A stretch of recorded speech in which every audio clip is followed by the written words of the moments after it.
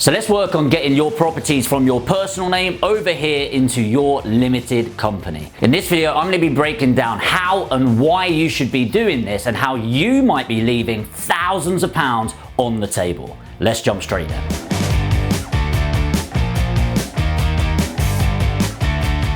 So why are people considering this in the first place? Well, it all started in April 2020, where everything started to get phased in, and the full phasing was then, where everyone started paying different types of tax on their personal income through their buy-to-let property portfolio.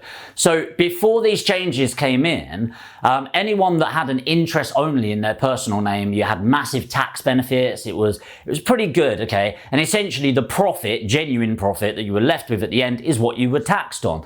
However, because of all of the changes, the government's decided that interest rate isn't a legitimate expense to the company. You had tax write-offs that were no longer available. For a lot of us, it made it worthwhile to start thinking about incorporating, and instead of building a portfolio in the personal name, starting to build it in a limited company moving forwards.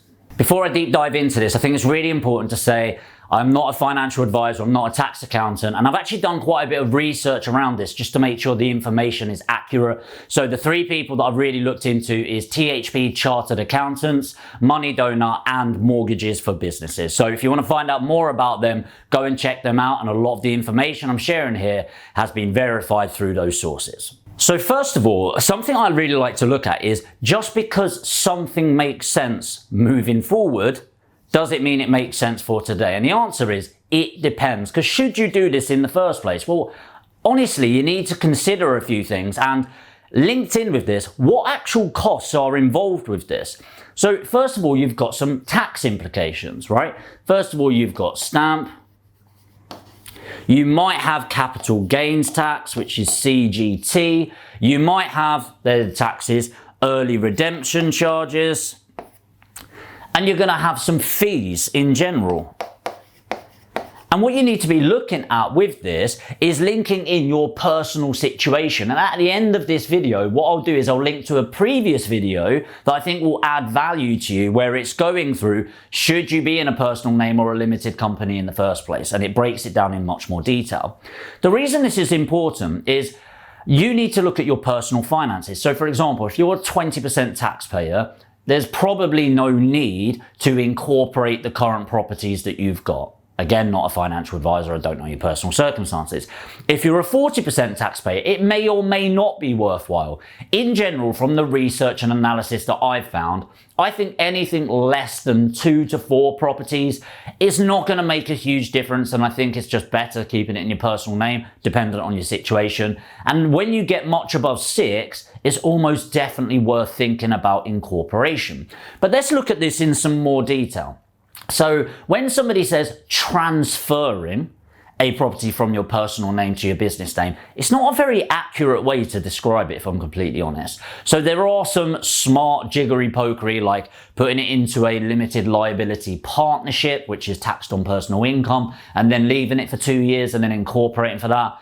It's a little bit too complex for me, and I've not seen anyone do it successfully, and I think it will get looked at, because when you look at tax, something to factor in is there has to be a legitimate business reason for doing things, okay? You cannot create in a lot of situations, a structure purely just to pay less tax. Okay, so if you've got the HMRC looking at that and it's like, well, what's your legitimate reason for going into a partnership? You need a story to tell within that, but that's for another video. For going straight into a limited company, it's not really a transfer, it's another purchase. What you need to understand is that you as an individual is different to you as a limited company.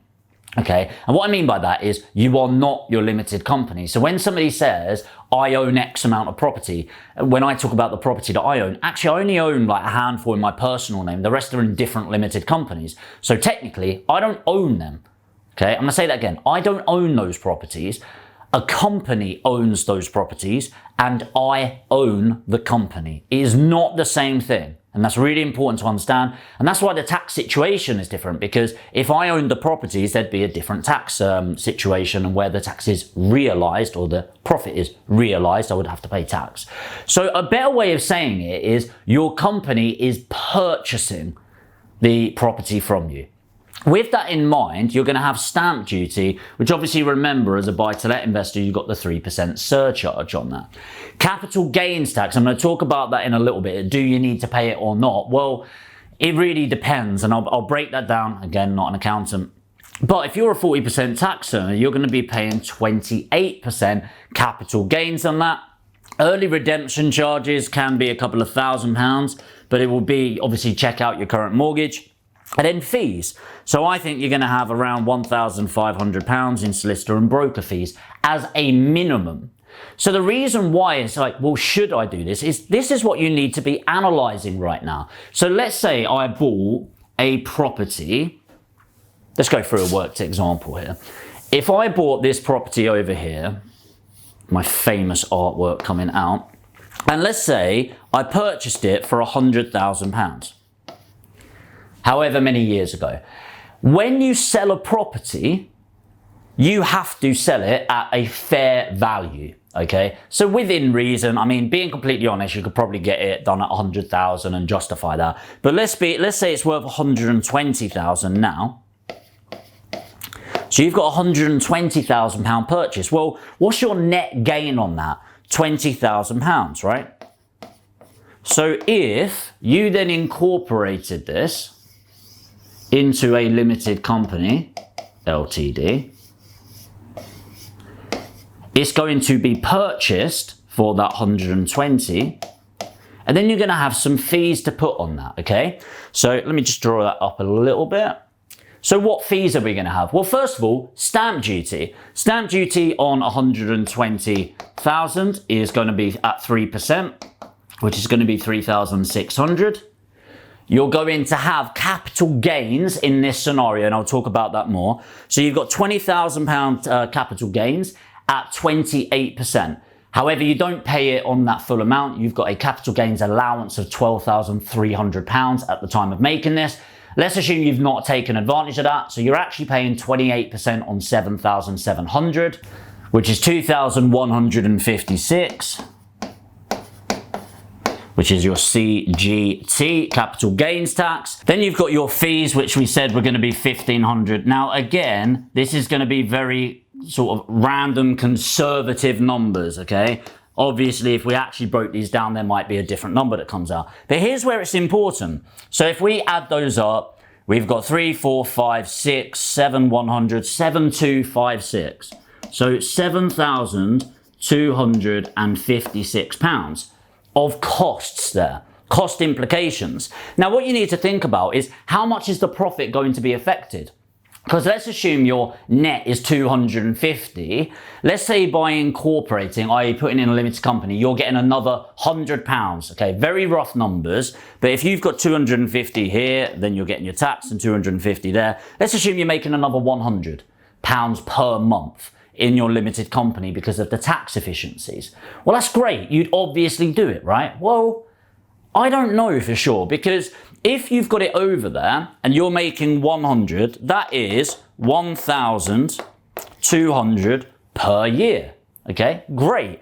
But how many 1,200s go into 7,200? Well, about 6, right? So 6 times that is 7,200, so pretty spot on.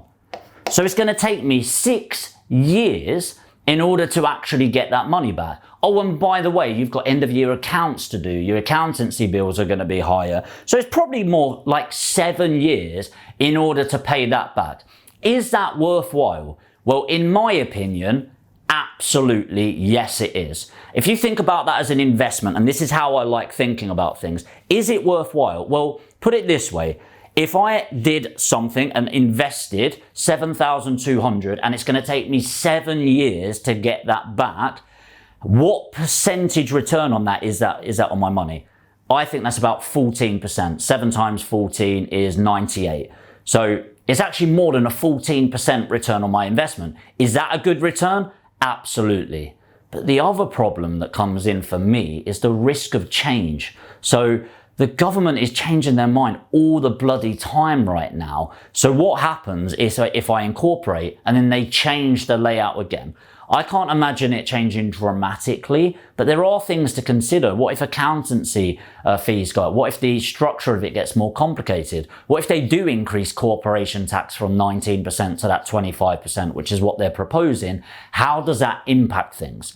So the way that I like doing this is getting a spreadsheet together, geeking out on it, and just playing around with this. You know, how much is it going to impact me? What's it going to cost me? And much more. So how do you actually do this? Well, there's two key ways if you choose to go down this route. One of them I have not done personally. It's just from talking to a lot of people in the property world, but I want to share what they've experienced. Personally, I've not done this, so I'm not recommending it in any way, shape or form. And it's so important to get a strategic tax advisor to guide you through this process. So what a lot of people are doing, or certainly looking into, these are people that have got a group of properties, also known as a portfolio, is they are putting it into an LLP. Now an LLP, obviously it's got its own tax implications. I've been looking into LLPs more because I want to get some cool cars, and it's much more tax efficient in an LLP.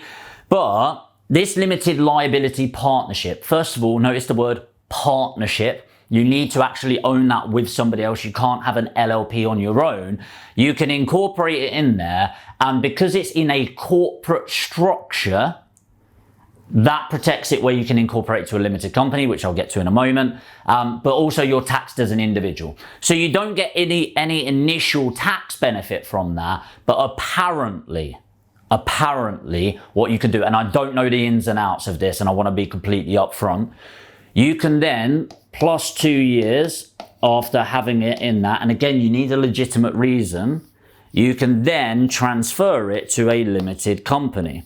And what you want to do is set up an LTD. You can own this on your own. More than likely, you'll probably have to own it with the same partner and then maybe divest that partner. Or maybe that's part of your story that your partner's leaving you and you want to incorporate in there. I don't know.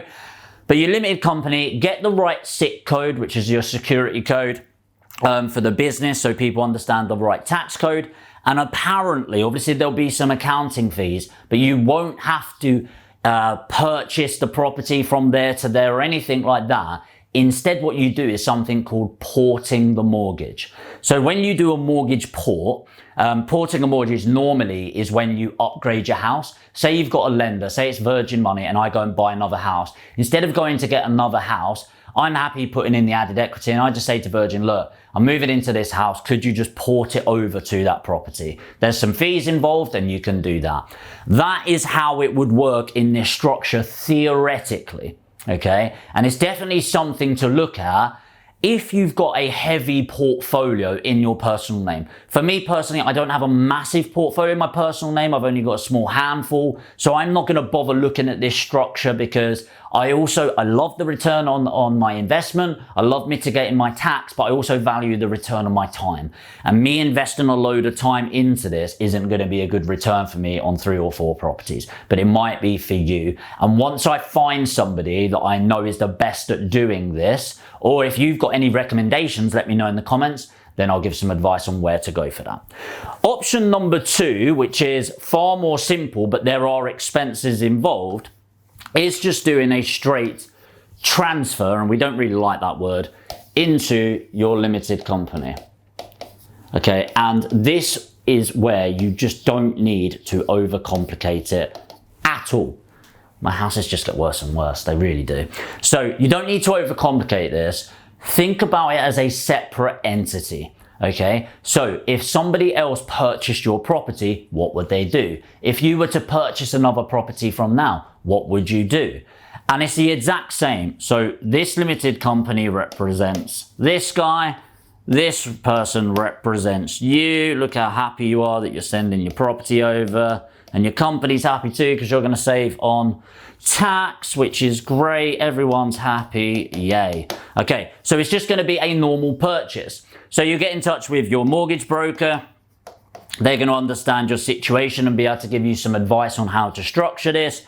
You're going to make sure you've got your proof of funds, your proof of ID to move forward, and you're going to show a credit file, usually Experian or something like that. then you're going to go in and do the exact same purchase that you would do normally. This is pretty annoying because you've got solicitor fees on this side, solicitor fees on that side, and you're doing a normal purchase. That's as simple as it is. People massively overcomplicate this. But there are a couple of frequently asked questions that I want to make sure I'm answering for you.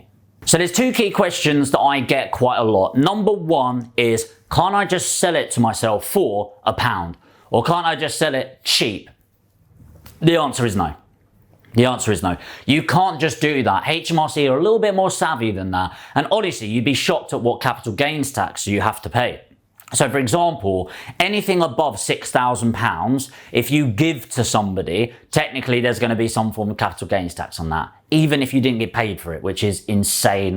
I'm not going into it right now because I'll go into sulk mode. But you can't just decide, oh yeah, I'm going to sell this for £1.